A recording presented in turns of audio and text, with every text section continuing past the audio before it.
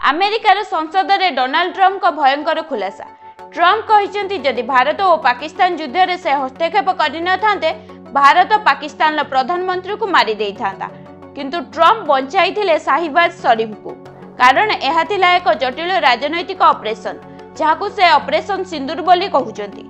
Trump को अनुमान अनुसार जदि यह घटी था पाकिस्तान 3.5 कोटी नागरिकों मृत्यु हो जाता। यह सह ट्रम्प सफलता सह कहते भारत पाकिस्तान परमाणु युद्ध बंद सहित 8टी संभाव्य युद्ध बंद करने दाबी को पुनः उठाई। डोनाल्ड ट्रम्प को दाबी को भारत सरकार प्रत्याहार करिछि। भारत सरकार स्पष्ट करिछि जे भारत पाकिस्तान समस्यार समाधान केवल दुई देश मध्य हेबो, तृतीय पक्षर अवस्थान कौनसी स्थान नहीं।